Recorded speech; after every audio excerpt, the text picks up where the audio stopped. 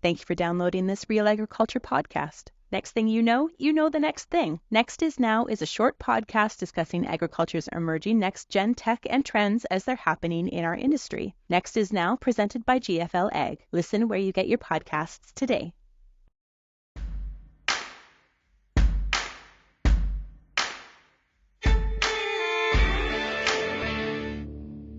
Sean Haney here with RealAgriculture.com and Real Ag Radio, Rural Radio 147, Sirius XM. And I am joined right now. We have two guests, actually. We've got Carlo Dade from the Canada West Foundation. Hey, Carlo, how's it going? Always good to see you, man. And we're also joined by Anthony Rosborough. He's assistant professor in the Law and Computer Science Department at Dalhousie. Hey, Anthony, great to meet you. Great to meet you, too. Thanks for having me. Yeah. This is an important subject, and Carlo, maybe give us an update on where we're at with Bill C-294. This is the bill that has to do with interoperability. Give us an update because it's in the Senate. I guess maybe stuck is one way to put it. Yeah. So the bill, which, as you mentioned, interoperability, it's to get headers and other equipment to ensure that the small manufacturers on the prairies, the Honey Bees, the MacDons, that their equipment can continue to work with Deere, Case, combines, tractors, etc. You remember the threat was that John Deere's X9, the new super duper combine, they locked down the software. And we had been worried that this would happen and that these small manufacturers would be basically shut out. And farmers would lack choice. Producers would lack choice in which equipment they could use with the mainline platforms. So the bill to assure that this didn't happen, to mandate interoperability, that the manufacturers, the shortline manufacturers, could make equipment that worked with the combines and tractors by granting them access to the software, made it through the House. And again, it's a very limited exception. Anthony can talk more detail about the legal technicalities, but an exception to allow just these manufacturers to be able to continue to make equipment. That passed the House by an overwhelming majority. It was delayed coming out of the House because the NDP and the Bloc wanted time to speak in favor of it. So when was the last time you saw a Bloc MP stand up and thank a colleague from Western Canada for introducing legislation and saying they wanted to support it? But that's what happened with this bill. But now it's in the Senate. It made it through first reading, but there's no clear prognosis for it emerging from the Senate. And it's fallen victim to the other issues that crowd the agenda in the Senate. So it really didn't get the same love in the Senate, especially from prairie senators, that it did in the House. But we're still hopeful. There's time to work on this. There's time to educate, and there's time for farmers and producers to contact people and say, hey, what's happening with this? So, Anthony, from a legal perspective, why is it important for this legislation to pass? Yeah, I think so. One starting point, I guess, is that, copyright protects software. So access to software is something where copyright can prevent your access through something known as digital locks, or what the Copyright Act calls TPM, different tools. The different sort of names for these same things. But Copyright Act back in the early 2010s was amended to include protection for these digital locks. And the purpose at that time was to prevent, piracy of music and films. But as more and more objects in our world become, essentially computerized devices, including ag equipment, what happens is that copyright, those rules of accessing software, start to kind of find their way into more and more things of the world. So we've seen this with repair, obviously, with access to software preventing access to diagnosis information. But this also applies in the case of making two devices work together. So in the case of the shortline industry in Canada, trying to get a header to work with a combine requires access to that software.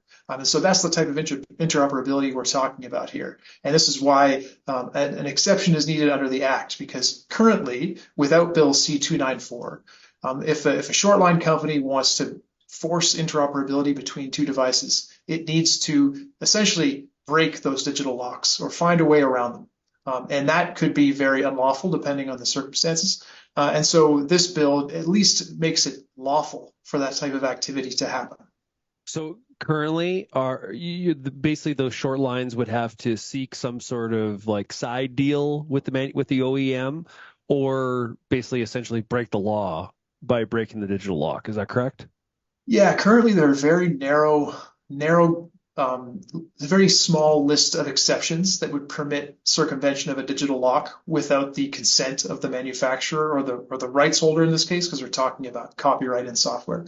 And yeah, for what the short line is doing, there's no exception currently that deals with physical devices. There is an interoperability exception currently in the Act, but it deals purely with just two software applications. It doesn't envision this type of interoperability, which is two computerized devices, right, that need to speak the same language.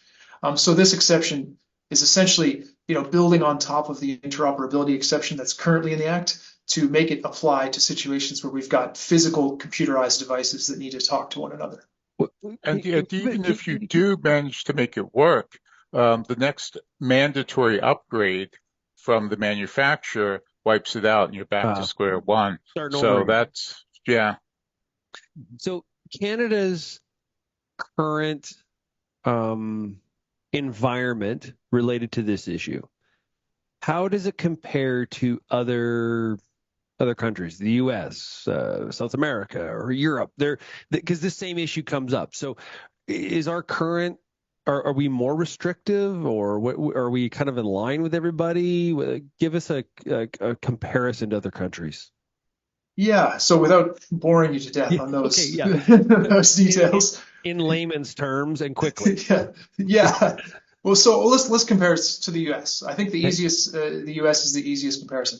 So in the U.S. would treat the situation in the same way, but in terms of creating an exception to allow the short line to work in that jurisdiction, they have an exemption process. So every 3 years, they sit down and they look at different cases, literal like purposes for circumvention, and grant periodic exemptions. So in the U.S., there could be an exemption granted for 3 years for interoperability and innovation in the shortline agricultural equipment sector, and that would just apply carte blanche, But in Canada, we don't have this periodic exemption like we see in the U.S. We have a very closed list of exceptions for specific purposes. So it's a different approach altogether to how to create openness in the system. So we have to actually amend the Copyright Act to have the same effect. Whereas, in the US, they can have more of like an administrative periodic review. So that's one way that we are very different. And also, we are similar in many ways in that in the US, what they're talking about is that just even accessing software, in cracking a digital lock to just get at the software, not talking about reproducing it or selling it or communicating it online or whatever, just accessing the software and it's circumventing a digital lock to do it is unlawful. And so in that way, Canada is like the US. In Europe, they generally treat TPMs or digital locks as things that have to be connected to copyright in some way. So if you were to circumvent a digital lock for some purpose that had nothing to do with copying or distributing it or communicating online, then that would be fine.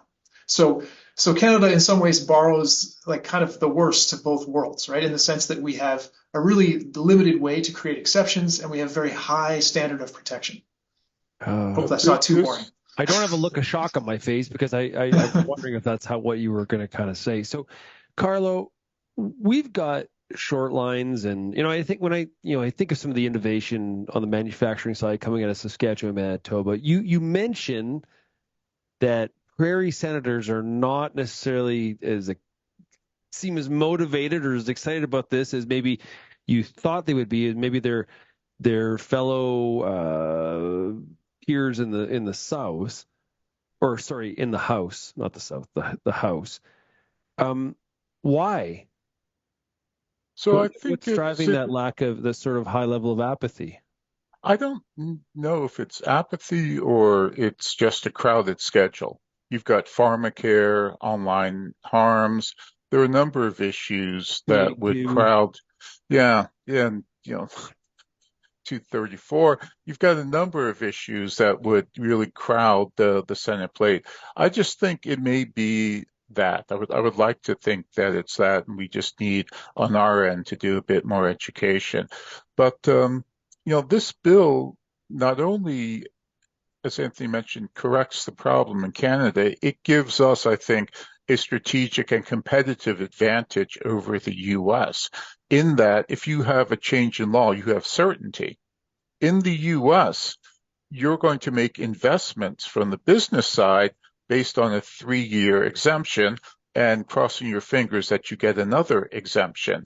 So I think that kind of stifles the creativity in the industry. Are you going to make investments for something that may get yanked out from under you, setting up manufacturing or setting up a business or making major investments in innovation or research, if you think your ability to do so will get yanked out from under you in 2 years, 2.5 years. In Canada, if we have the permanent change, then business has the certainty to be able to invest, to continue the process. Any studies done in terms of the potential economic losses if we don't move forward on 294? Do we have any info on that? Yeah, so we haven't done economic modeling of the loss of the industry. Again, we're doing this on a shoestring budget. There's been no financing for this work. Anthony volunteers, I volunteer. The others who put in their time are essentially volunteering to work on the issue.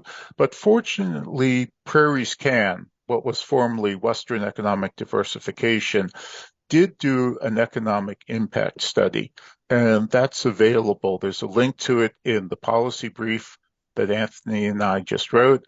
There's also links to it online, and they did their best to estimate it. But again, as with so many things, we run into problems with data. And you see this in our policy brief. We're relying on StatCan for data, and there are gaps in the data, especially when you get down to something as specific as ag equipment manufacturing.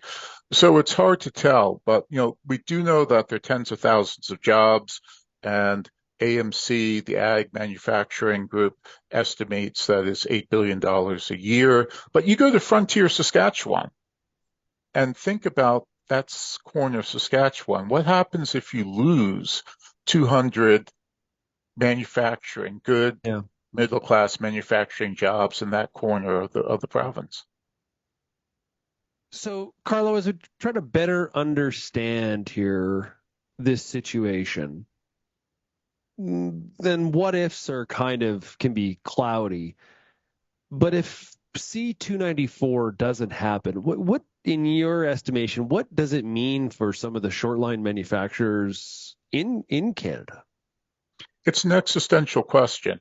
I mean, can you afford to continue to make massive investments in equipment, in research, in hiring and training folks, if you're under a constant threat that the equipment manufacturers, the Deeres, the Cases, the Hollands, the IHs will charge you with copyright infringement? Now, if you're a shortline manufacturer, you can't afford to buy every combine and every tractor so that you, in essence, have the equipment with the software and then you have a right to hack it. That business model just doesn't work. I mean, there's not a shortline manufacturer that could afford to buy and own every piece of equipment. So it would really call into question the existence of the industry in Canada. And again, 200 jobs in Frontier. I don't know how many thousand jobs or hundreds of jobs in Winnipeg and MacDon.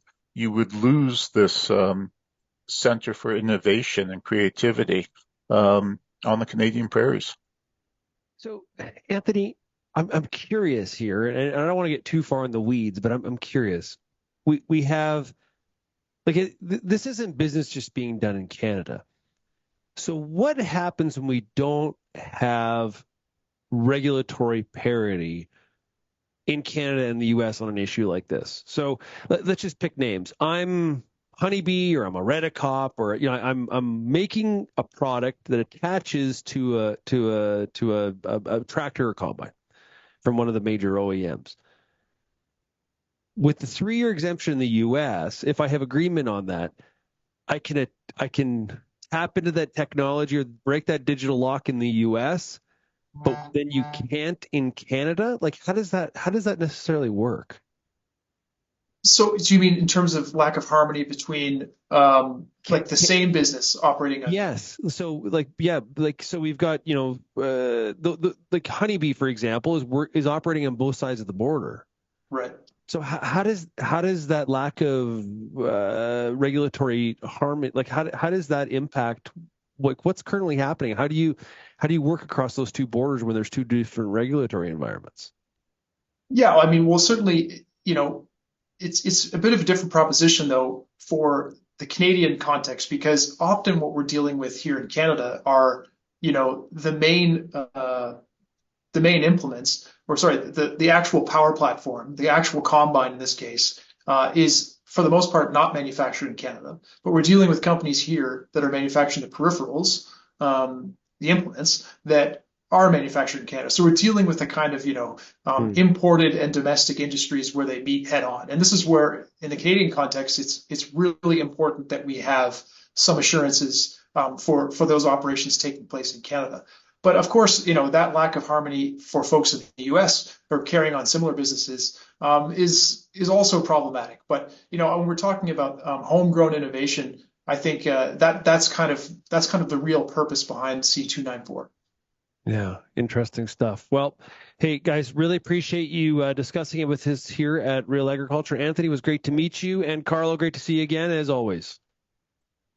Pleasure.